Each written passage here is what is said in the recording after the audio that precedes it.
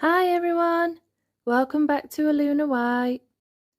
Today we're going to be reading The Lost Egg. Today's adventure starts in the little forest.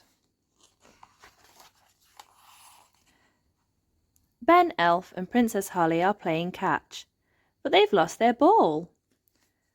Where did this come from? Asks Ben, finding a spotty blue thing. Have you turned our ball into something else with your magic wand, Holly? No, Ben, I think it's some sort of egg, cries Holly. Let's see what Nanny thinks. That's a bird's egg, explains Nanny Plum.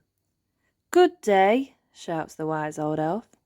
I think you'll find this is a blackbird's egg, and there's a baby chick inside. Oh, gasped Ben and Holly excitedly. How do you know there's a chick inside? Asks Ben. You can hear tapping, explains the wise old elf. Listen. Oh, smiles Holly. Can we look after it, Nanny? No, Holly, replies Nanny Plum. You must never collect the eggs of wild birds. We must find its mummy instead. Nanny Plum decides they should build a nest to keep the egg warm while they find the mummy bird. Just then, King Thistle arrives. Your Majesty, says Nanny, if you could sit on the egg to keep it warm while we build a nest, that would be kind. Very well, replies the king, sitting right on top of the egg. I say, states King Thistle, this is jolly uncomfortable. We'll be as quick as we can, says the wise old elf. The elves pick up sticks and the fairies find thistledown for the nest. Then Nanny Plum says the magic words and zap! A perfect nest appears. King Thistle jumps off the egg. Crack! Oh, Daddy, gasps Holly, you've broken the egg. No, he hasn't, smiles Ben Elf. The egg is hatching. Look!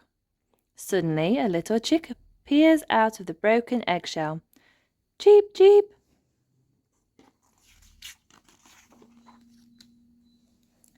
The chick is following Nanny, cries Holly. Don't follow me, says Nanny. I'm not your mummy. The chick is hungry, says the wise old elf.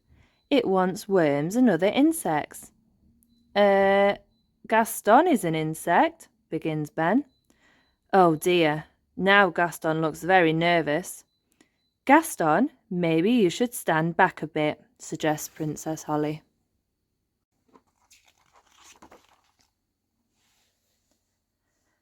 We can try worm charming to feed the chick, says the wise old elf, stamping his feet on the ground. Thud, thud. The worms will think it is raining, so they will come up to breathe. Everyone stamps their feet on the ground really hard. Thud, thud, thud. But the worms are just too quick to catch. The baby bird is very hungry now, cries Holly. The mummy bird normally comes when her baby calls out to her, says the wise old elf. But the baby bird is not chirping loud enough. Nanny Plum decides to try a spell. Zig-zag zig, make it big. Kaboom! Oh dear, Nanny Plum has made the chick bigger, so its chirp will be louder.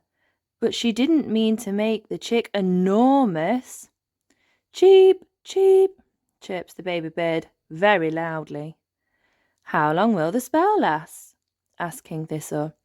It could last a minute or a week, replies Nanny Plum nervously. Hooray! The spell has worn off and the mummy bird has arrived. She must have heard the loud chirping. The chick is very happy and flies off with its mummy. Nanny, now I'm hungry, says Holly, her tummy rumbling. How about some nice juicy worms? Smiles Ben. Yuck! Everyone cries. Hee hee hee.